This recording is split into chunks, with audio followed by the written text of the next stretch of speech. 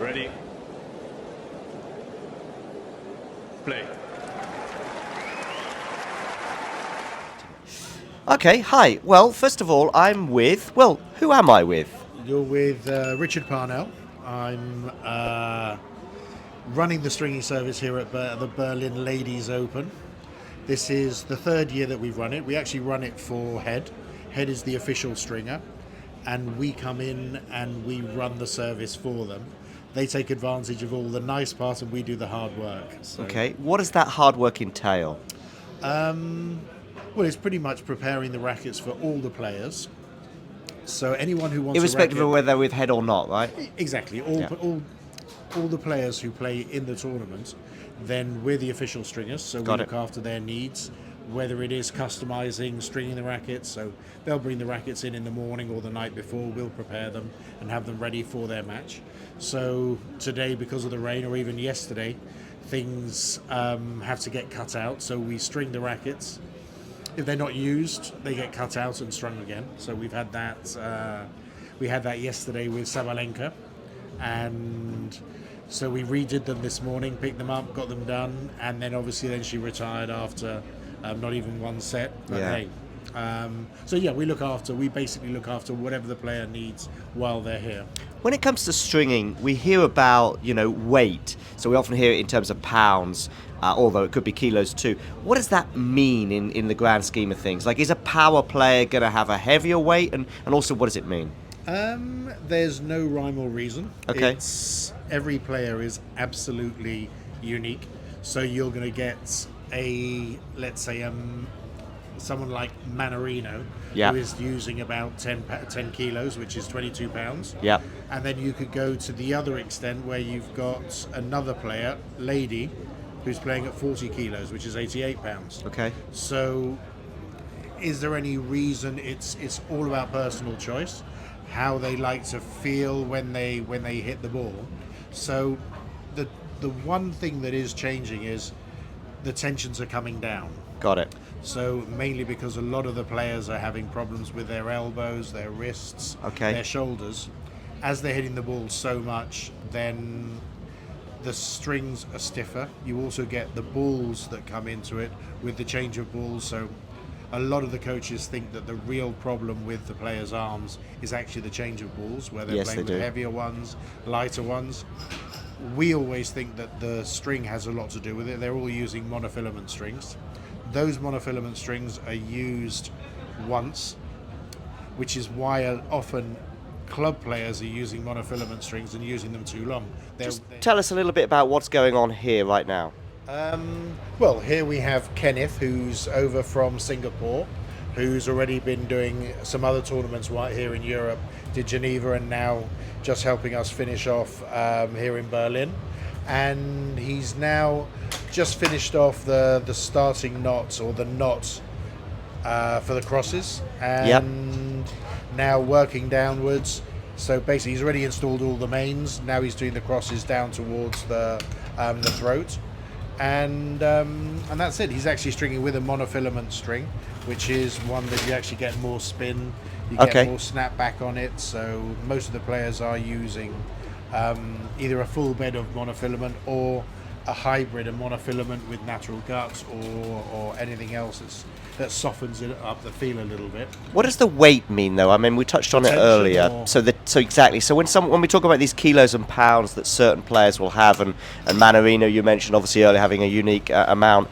Like, is it the amount of weight that's being pulled on the string, it's or the tension? The tension, exactly. So the tension head will pull whatever's programmed in. So this one is 22 kilos. So it's pulling at a weight of 22 kilos. It's putting 22 kilos of tension on that string. Then the clamp is holding it in place, and then the next one. So then it depends on the stringer's technique, how tight the string bed is. And if I want to hit the ball hard, pretty hard, have a lower tension, exactly, so that the ball comes off. It's more of a trampoline effect. Yeah. It's actually all to do with kinetic energy, where it's absorbed by the string. So if more is returned to the ball, you have more power. So a lower tension will actually give more power. Often people think it's the other way around. Yeah. Where you need a tighter string to get more power. It isn't. It's the opposite. and you also get a slightly different trajectory as well of the ball. So it'll go lower tension, the ball will go over the net at a little higher angle, a little higher. So you get some players who change depending on the surface, depending on the temperature, all of that. Other players, someone like Rafa Nadal, pretty much doesn't change any tension at all. He might change half a kilo. You've done his racket a few times. Many. Yeah, well, the first time I met him I was actually working for Babolat, and this was back in the 90s. So it's sort of,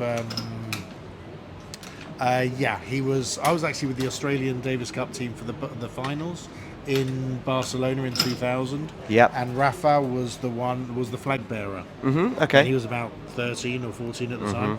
And then I was with him when he played his first Wimbledon. Okay. And no one knew who he was. Sure. So when it was who wants to string Rafa, I said, okay, we'll give him to me. I knew who he was because I'm from Spain. And after about 2 years, everyone was fighting to actually get hold of his rackets. So, but the first year, yes, it was. No one really cared whether they got them or not. So, all right, let's just move back a little bit, and we'll just finish with a couple more questions on.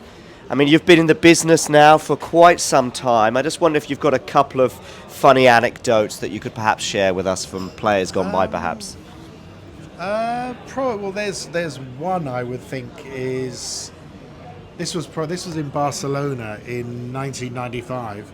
You had Goran Ivanisevic, who was playing Head Prestige 600, so a nice small frame with full natural gut, and he came just as I was taking the racket off the machine, picked it up, knocked it against his hand, and said, "Give it back to me. I want half a kilo less." Okay. Well, I knew that it had just come off the machine. So I said, yep, no problem. He gave me the racket, gave me the string, I put it down behind me. I said, come back in half an hour. Came back half an hour, I gave him the same racket back. He tapped, he said, perfect. And off he went, happy as Larry, and that was it. So, I mean, I knew that the tension was going to come down. There was absolutely no point in me restringing the racket half a kilo less. Just waited for half an hour and the tension came down. Because one thing with natural gut is it loses tension and then it stabilizes. So I knew that it was going to come down. So that was that. That's just one of the ones. And you get a lot of the players who have specific demands, say on the stenciling. So the stenciling, we always put it at a certain point. We tend to do it on the, say, Wilson, on the 5th string down. Some want it on the 4th. Some want it opposite to the butt cap. Because normally we'll do, if we have the Wilson, we'll have the Wilson butt cap. So the Wilson's up facing upwards, the logo facing the same way. So it all keeps it the same. So that if a player has 5 or 6 rackets, they are absolutely identical. The knots are in the same place, the same runs of string, and then the same stencil. And some like a slight or a light painting of stencil, because technically it actually makes sense, because what gives you more spin when you hit the ball is the snapback or the movements of the string. Well, if you're putting a heavy paint on there, you're actually painting the strings together. So if anything, you're actually lowering the movement, which actually then means it would generate less spin. So we get some players who ask for a very light painting. It means they're conforming to their contractual, what they need to do, because they're under contract to whichever brand, whether it's Wilson, Head, whoever it is, but they're not taking anything away from the snapback of the strings of movement. So it just makes sense for everyone. So although it might seem a little bit strange when a player gives a specific question like, or a request like that, it actually does make sense. So give us a little shout out for your Instagram page, and then we can check out some of your other stuff in the future. Well, actually, in this tournament, we've just launched the Head Parnell Knot collaboration stringing machine. Very, very exciting. It's actually the first signature machine ever made. Yeah. Is it this one here? This one here.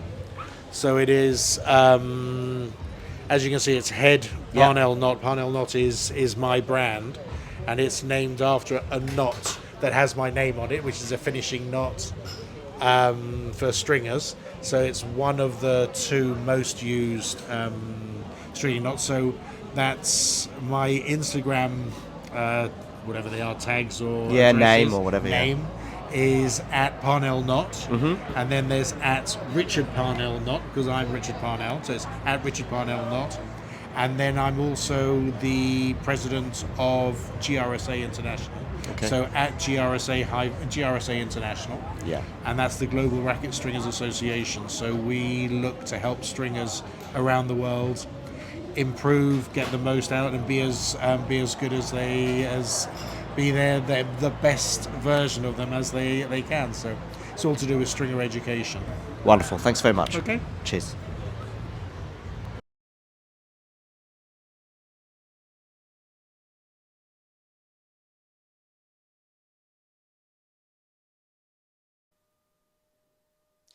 If you enjoyed this video, make sure you hit that like button. Don't forget to subscribe and click that notification bell so you don't miss out on all things tennis.